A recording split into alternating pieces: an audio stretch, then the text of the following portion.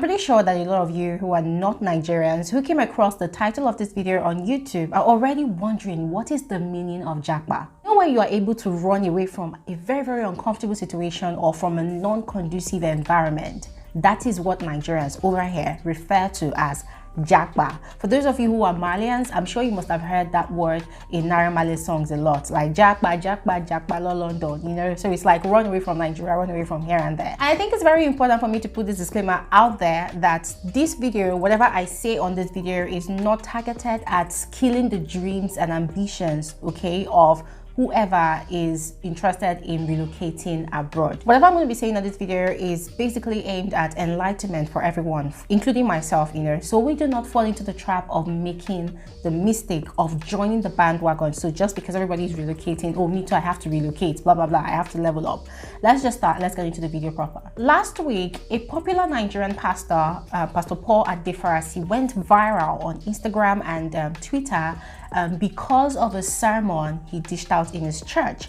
Now, the particular clip from the sermon in form of a video that went viral, you know, got him saying, you know, have a plan B and stuff. Now, he said quite a lot of things during that sermon, but, you know, trust us Nigerians, we like giving interpretation to whatever we hear. So people did not take into consideration the other options he gave in the video. Rather, people dwelt on the part where he said, have a plan B, you know, the Japa culture. And so the Japa culture started trending on Twitter.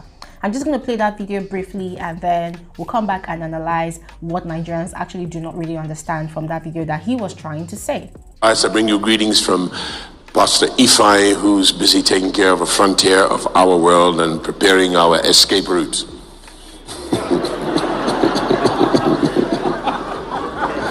If you don't have a plan B,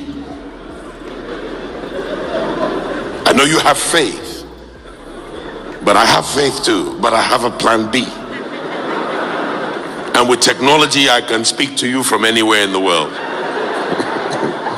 Get yourself a plan B, whether that's an Okada to Cameroon, or a flying boat or speedboat as we call them, to Seme-Border, or, you know, a hole in the ground, a bunker. Get a plan B, because these people are crazy. They're nutters, the whole bunch of them. And wait and watch the signs, because it can happen like this. God. Now, when I first came across that video, because of course I wasn't in his church when he was giving that sermon, but when I came across that video on social media, I laughed, not because I found it really funny. I laughed because it was reality that he was spilling on that video. It was reality, it was hard fact of what's currently going on in Nigeria. As at last week, 2 weeks ago, Nigeria was very unbearable to be in. Nigeria was very hot. Nigeria was mentally draining. Nigeria was emotionally draining and exhausting as well, because up until last week, there were a lot of kidnap cases, rape cases, insecurity issues. Today, you're hearing that bandits, you know, bandits and kidnappers, terrorists, they kidnap a bunch of students from a particular university, they killed 1 or 2 of them, and then they are negotiating with the government for, or they are trying or looking for negotiations with the government to get sums of 100 million each or 50 million each per student. Guys, it was a lot of overwhelming craziness going on, and to be honest, I didn't just know how to take it all. At some point, I had to shut out social media from myself because it was just too much to take in. You cannot close your eyes and sleep at night because you're here thinking, oh my God, if they are able to have access into universities like that and, you know, kidnap students whose only crime, if that is a crime, was to go and look for education, for a better future, you know, how much more you that is sleeping in your house, you don't even know what's going to happen next, you know. So Nigeria was just very disturbing, that's the word, up until last week. And then thankfully the students were actually released by some means that we do not even know how that happened, which is quite scary because you do not know what's going to happen next. So the country is quite very precarious at the moment. In fact, basically, let me just tell you guys the hard fact. Nigeria is not one of those countries that's actually concerned about COVID-19 anymore, to be very honest. I say this because my friend from the UK was asking me, oh, what's the COVID-19 situation in Nigeria? And I'm like, do we even talk about COVID-19 anymore in this part of the world? To be honest, we do not. Nobody is even bothered about getting coronavirus or not anymore. Nobody is even concerned about the new variant that is spreading like wildfire in India. What people are more concerned about right now are the two major pandemics that's facing this country. That's hunger, and that is also insecurity. Hunger is the order of the day over here. Some people struggle to even have 1 square meal a day. There's a lot of craziness going on, and the government we have, the leaders we have, because they are not very forthcoming, because our leaders are not very interactive with us, the citizens. It's not like in the US or in the UK where one thing happens, maybe they kidnap just one person. You will see the president of the US or maybe the prime minister of the UK will hold a conference meeting, a press conference, and you see them answering questions and interacting. Over here, we do not even have the rights to have any form of interaction whatsoever with our leaders. That is how bad it is.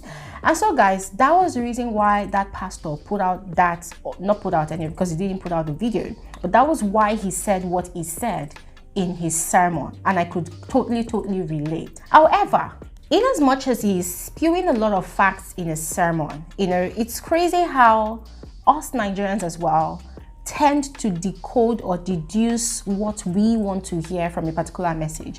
So the man said, have a plan B. One of the things he mentioned was, if it's to have money for Okada to, escape to Cameroon, or build a bunker under your house, or relocate abroad. I don't know what he said in the rest of his sermon, but Nigerians on Twitter, Instagram, they decided to trend that, the pastor was encouraging people to actually japa, run away. Now, as I have explained from the beginning, japa is the ability of you having the capacity to run away from certain uncomfortable situations or non-conducive environments. And the question is, can everybody japa? What does japa involve?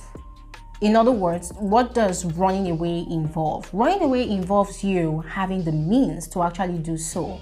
If you do not have the means to do so, what do you do next? The Japa culture has become very rampant in this part of the world. You are a young person and you walk into a place and people are having conversations. At least 10% of the time, what you will hear them talking about is relocating to Canada, relocating to the UK, relocating to America. Now, everybody these days wants to relocate. As at 2019, I also wanted to relocate. I also had my documents. I was working on it. My aunt just picked up the phone one day and called me, what are you doing? There's this Canada Express entry, people are relocating, blah blah. And then I'm like, okay, how much does it cost? And she was like, well, it's left to you to work hard for the money, get the money, and do the process yourself and relocate. And then by the time I did all my research, I realized that I needed about 5 million naira to actually relocate. I mean, just leave. So I've not even done calculations of how I'm going to sustain myself whilst I am actually now in the Canada when I relocate there. And guys, have it in mind that I do not have any family member based in Canada. I did not have any friends. Back then, I did not have any friends. I did not know anybody, And even if I knew somebody, what was the confidence that, whoever I'm going to go and patch up with over there is actually living comfortably enough to accommodate me in their space when I relocate to go and meet them there, And what is the assurance that when I move there, I'm going to get a job as soon as I got there? Because already when I was processing my own immigration, I was already job hunting from here in Nigeria, but it wasn't that easy, because of my career path I was towing as at that time. Now, look at the pastor himself that was talking about Japa. This man, aside the fact that he's a pastor, he's very wealthy. When you go to his church, House on the Rock is not a mediocre church. House on the Rock is not a church for paupers. Yes, guys, I'm sorry, but I'm not coming at House on the Rock. I'm not attacking House on the Rock. I am not here to tarnish the image of House on the Rock, but House on the Rock is an A-list church. That church is not for the poorest of the poorest. And it's not like the church discriminates. The church has never in any way discriminated against anybody, okay? But the church has this very high standard, and the kind of messages they preach, it takes the elevated mind to actually comprehend. If your mind is not really open, you might not be able to understand or comprehend even the messages that the pastor preaches from his podium, from his pulpit, So look at it this way, the audience that the pastor was actually talking to, he is fully aware that most of them, at least 70 to 80% of his congregation, have the capacity to japa if they wanted to. Now, I am very, very sure that the bulk of the Nigerians who were actually trending that japa on Twitter and Instagram, they cannot even afford to even start the immigration process. Most of them do not even understand what it entails. Most of them have not really done their research. They do not really understand that, hey, it's not just about coming across one money go missing road money and, you know, processing your relocation fees and everything. And then when you now get to the other side, what next? What are you going to do next? So opportunity to watch a particular video that a YouTuber put out there about life in the UK, relocating to the UK, how Africans struggle, how Africans have to do like 3 to 5 jobs, you know, just to stay afloat in the economy in the UK, even in the US, you know. And then one other person was talking about how nothing in America is free. You literally pay for every single thing, even water. If you could pay for the air you breathe, you would literally pay for the air you breathe. My friend in the UK has said the same thing to me several times. You are paying for every single thing. Even you having a TV in your house, you are paying for that TV. And I'm like, what? And I am here in Nigeria and I have 2 televisions in my house. How is that possible? You know, and you're like, oh, you pay for gas that you use. And I'm like, the gas I use over here in my house, I literally determine whenever I want to refill my gas cylinder, you know. So guys, there are a lot of things that you can actually compare when you want to put side by side Nigeria and the country that you are relocating to. As I said at the beginning of this video, guys, whatever I say here, it is not targeted at killing the dreams and ambitions of people that are interested in relocating abroad. These are just hard facts that we should put into consideration before beginning that journey, because it's like a journey of no return. Once you start, you are in. I was saying, Pastor Paul Adefarasi is one of the richest pastors in Nigeria. That man is so sophisticated. Like, I admire him so much from afar. Now, when you look at him, when you look at his lifestyle, when you look at his streams of income, when you look at everything about him, when you rate him, you'll see that this kind of person is the sort of person that can literally travel 5 times a day abroad if they want, and if there are no restrictions at the airport. Guys, these are facts. The man is set to do whatever he wants to do. I'm sure he's living a very, very standard life, which is a good thing, which is not a bad thing, okay? Now, there are other people in his church as well who possibly are up to par, the same standard that he has, you know, so they can just easily wake up one morning and decide that I want to go on a vacation, and then they can just leave and come back. Now let's fast forward back to people like you and I. Can you afford to travel up to at least 5 times in a month to any country around the world of your choice with or without COVID restrictions? Because even with the COVID-19 restrictions in so many countries, there are so many people that I follow on Snapchat that are traveling as if it is their backyard. And when they travel, they are living their best life. And the funny thing is, people like that, they are not even thinking of relocating abroad. Do you know why? Because of the crazy struggles that lies over there for the black man, because of the crazy difficulties, the dehumanizing jobs, the dehumanizing situations that a lot of Africans find themselves in, you know, the struggles that they have to deal with over there just to sustain themselves, you know. Most of these high earners and high spenders in Nigeria, they can only travel to those parts of the world for vacation, but you can never hear that they relocated. Most of them that are even very, very, very, very wealthy, like our president and some of the, you know, godfathers of politics in Nigeria, they go as far as buying properties, buying houses abroad, in London, in America, you know, in Canada. They buy those properties, Switzerland, Sweden, they buy those properties over there, but you will never hear that they relocate to those places. Why? Because in as much as the standard of living in Nigeria is horrible, it greatly favors the rich. It greatly favors those people that have multiple streams of income and can do whatever they choose to do with their money, with their earnings. So that is why people in that category, they don't even consider relocating from Nigeria. No, instead, what they do is they just put those places over there in those countries as like an emergency exit. Some of them even have private jets. Some of them even control the aviation industry. So if they say nobody is traveling today, you see those people, they are traveling. So how much more people like you and I that cannot even afford the finest things of life just yet, and then everybody is trending Japa, Japa, Japa. Where are you Japaing to? If there's anything like that. I feel like the Japa culture in this part of the world has blinded a lot of youths into seeing the stark realities that lies in wait for them in the countries that they see as their dreamland, as the places that have the greener pastures for them, the places that would help them fulfill their destiny. Guys, it is crazy. I was having this argument with my friend that is based in the UK the other day, and he was telling me, you don't know what we are going through over here in the UK. You literally pay for everything. The only thing we don't pay for is the air we breathe. We pay for this, we pay for that, we pay for even water, blah, blah, blah. The guy was just ranting.